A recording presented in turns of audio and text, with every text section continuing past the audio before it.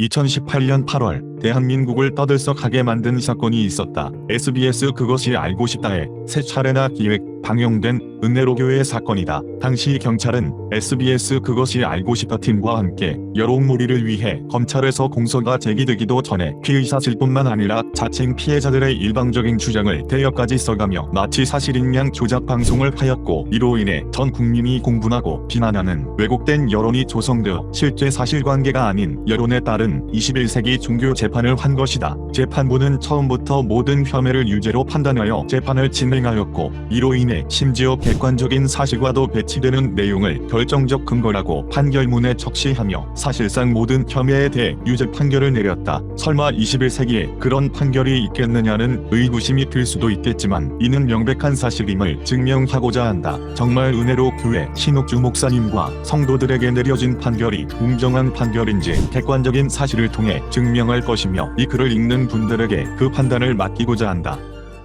1. 이단 프레임을 씌운 종교 재판의 뿌리. 은혜로교회 사건은 말씀을 받고 피제 자신이 스스로 자원하여 가족까지 데리고 이주를 하였으나 자신이 다른 성도들보다 높은 위치에 있고자 하거나 사익을 취하려는 등 욕심대로 되지 않자 변심한 후 아무런 말도 없이 나간 자들이 자신들이 스스로 결정했던 일들을 마치 강요에 의한 것인 양 자신의 과거를 합리화하기 위해, 또 일부는 금전적인 이익을 위해 피해를 당했다고 주장한 것이 발단이 되었다. 그런데 사실 본 사건의 근본 뿌리는 기독교계의 암적 존재들인 자칭 이단 감별사라고 하는 평신도 이인규 권사와 예정합신 박형택 목사, 예정합신이 주축이 된 일방적이고 악의적인 이단 규정 때문이다. 은혜로교회의 담임 목사님이신 신옥주 목사님은 2008년 6월 16일 종로 5가 한국교회 100주년 기념관에서 처음으로 다시예언의 말씀을 선포하셨다. 이 송사가 일어난 2018년 7월은 다시예언의 말씀을 선포하신 지 만 10년이 되던 해이며, 신옥주 목사님께서 육으로 60이 되시던 해다 교회와 사택을 오가시며 말씀을 연구하고 전하시는 일에만 매진하신 신옥주 목사님께서는 단 한 번도 다른 교회에서 말씀을 전하신 적도 없으시며, 다른 목사나 부흥 강사를 불러 부흥회를 하거나 설교를 하게 하신 적도 없으시다. 전 성경을 통으로 보시고 신령한 것은 신령한 것으로 해석하여 하나님 나라 곧 천국의 비밀을 창세 이래 최초로 밝히시는 새 언약의 말씀을 전하셨고, 옥에 계신 4년 6개월 동안도 하나님의 뜻과 계획을 밝히시는 일을 하셨고, 지금도 밝히고 계시며 2년 7개월째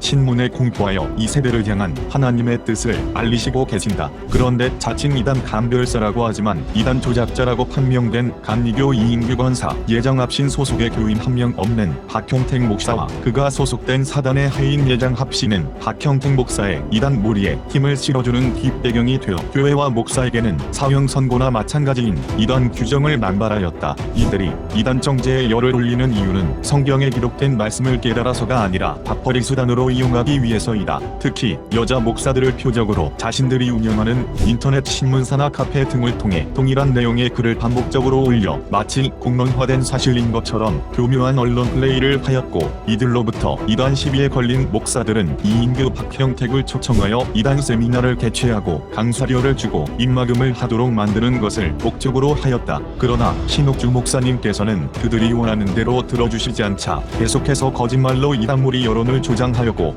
그들의 거짓말들은 후에 기획 수사의 뿌리가 되었다. 하지만 신옥주 목사님께서는 이들의 이단몰이를 정면 돌파하시기 위해 이인규 박형택에게 공개적으로 누가 이단이며 무엇이 이단인지 쌍방 이단성, 도덕성 공개 공청회를 제안하셨다. 그들은 자신들이 주장한 대로 은혜로교회가 이단이라고 공개적으로 입증할 좋은 기회인데도 불구하고 공청회를 하루 앞둔 날 갑자기 다른 교회에서 이단 세미나를 하는데 공청회에 나가면 세미나를 못하므로 대신 강사료를 줄 것이냐는 말도 안 되는 이유와 핑계로 공청회에 불참한 자들이다.